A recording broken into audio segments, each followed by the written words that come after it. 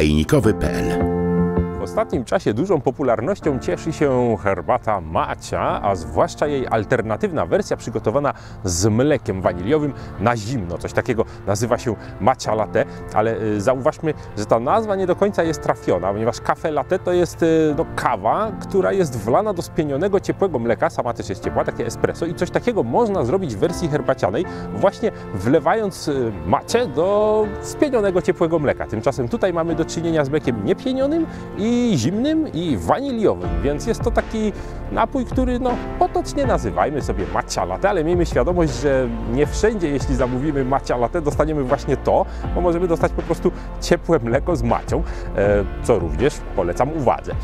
Myślę, że warto zwrócić uwagę na kilka rzeczy, kiedy robimy sobie takie domowe matcha latte. Przede wszystkim musimy zastosować składniki wysokiej jakości, jeżeli chcemy, żeby nam to wyszło naprawdę fajnie i nie chcemy się zrazić albo swoich znajomych, których będziemy częstować właśnie do herbaty matcha, no to powinniśmy to zrobić starannie i przyłożyć się do tego, co dziś Wam pokażę. Ale na początek zastanówmy się i przypomnijmy sobie, czym jest matcha, czyli zmielona na gładki puder zielona herbata pochodząca z Japonii. Dlaczego to jest istotne? Ponieważ część pochodzi z Chin i możemy dostać matchę chińską, która ustępuje jakością, ale ustępuje też przydatnością do zrobienia tego napoju, więc jeżeli dla oszczędności kupicie matchę chińską, miejcie świadomość, że może Wam to wyjść po prostu niesmaczne i może być trudniej to zrobić. Różnice są znaczne. Po pierwsze, matcha w Japonii pochodzi z liści, które były zacieniane. Herbata tencha, czyli to, co mieli się na matcie,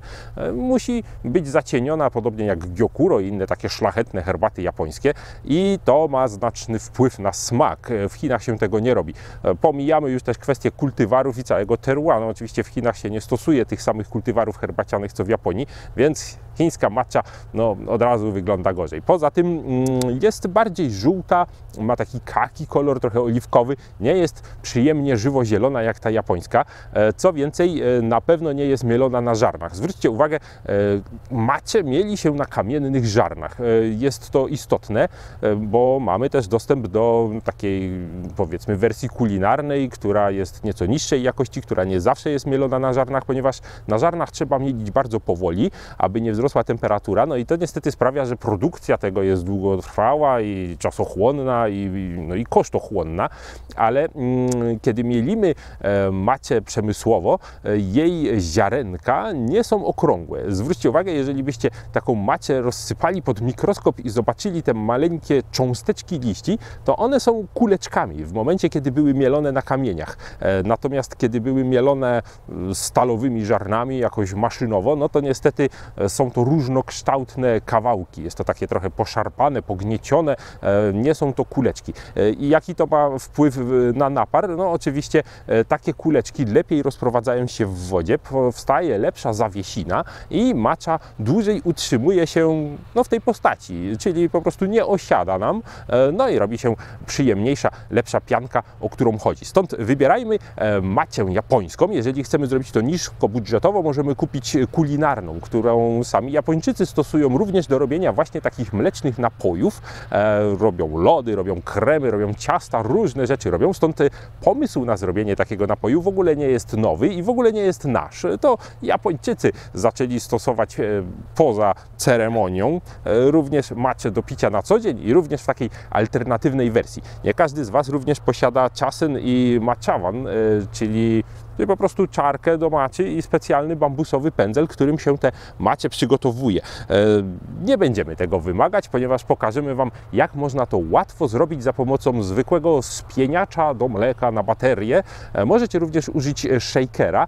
Pamiętajmy jednak, że takim spieniaczem uda nam się to zrobić troszeczkę gładziej i nie będziemy mieli grudek. To również polecamy Waszej uwadze. Należy herbatę przygotować osobno po to, żeby nie miała właśnie grudek, żeby w Waszym mleku nie pływały takie małe kluseczki zielone, które nie dość, że nie zabarwią mleka, to jeszcze dadzą taki dziwny, gorzki posmak w ustach, kiedy na nią trafimy. Stąd nie musimy tego dzisiaj używać, wystarczy wersja alternatywna. Gotujemy! co będzie nam potrzebne do zrobienia naszego matcha latte. Przede wszystkim oczywiście mleko, czyli latte. I je potrzebujemy mieć waniliowe. Możemy dodać cukru wanilinowego, możemy dodać aromatu wanilii, możemy dodać esencji, ekstraktu, ale my zrobimy dzisiaj wersję najbardziej na bogato, czyli zastosujemy laskę waniliową, którą wygotujemy w tym mleku. Dzięki temu będziemy mieli najbardziej naturalny i przyjemny aromat wanilii w naszym mleku. Dodamy również nieco śmietanki po to, żeby zwiększyć gęstość tego naparu i przyjemne uczucie w ustach, ponieważ rozcieńczymy to docelowo lodem. Oczywiście potrzebna będzie nam matcha. My mamy taką jednorazową, bardzo wygodne rozwiązanie. Około 2 gramów wystarczy. Cukier według uznania. Proponujemy trzcinowy, aczkolwiek w ogóle nie musicie tego słodzić. Wiem, że często można to przesłodzić po prostu i stłamsić inne smaki. Ogólnie jest to dość słodkie, więc w sumie nie musimy, ale posłodzimy. Szczypta soli, która podkreśli nieco nasz aromat. Przede wszystkim w 300 ml mleka będziemy gotować pokrojoną wanilię przez około 15 minut. Później ją przecedzimy, oczywiście dodamy również śmietanki, żeby już od razu było gęste. Przecedzimy i pozostawimy do ostygnięcia. Przyprawimy cukrem, szczyptą soli i osobno za pomocą tego spieniacza do mleka przygotujemy herbatę i wlejemy do mleka, gdzie razem to wymieszamy, dzięki czemu będzie jednolite i bez żadnych grudek, a później wlejemy na lód i będziemy się raczyć. Przepis w sumie dość prosty, zwłaszcza jeżeli wykorzystacie wersję niskobudżetową, wtedy nie trzeba w ogóle gotować, wystarczy odrobina syropu waniliowego do zimnego mleka i macie to gotowe dużo szybciej.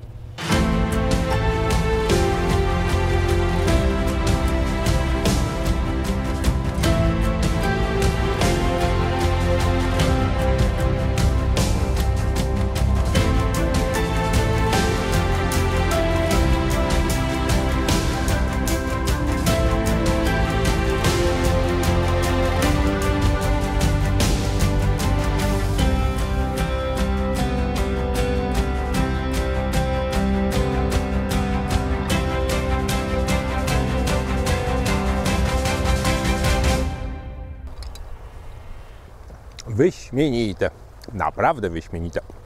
Słodziutkie, bardzo mleczne, gęściutkie dzięki śmietance, no i wyraźnie wyczuwa się herbatę. Nie została stłamszona ani wanilią, która pięknie gdzieś tutaj w oryginalnej swojej postaci dodaje przyjemną nutę. No i nie ma żadnych grudek, wszystko jest idealne.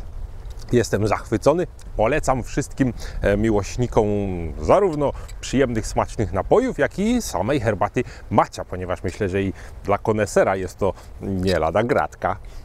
Ciekaw jestem, czy Wy macie jakieś doświadczenia z tego typu napojem, czy robicie, czy macie jakieś ciekawsze przepisy, może dodajecie coś innego. Piszcie do nas jak zawsze. Do zobaczenia na czajnikowy.pl. czajnikowy.pl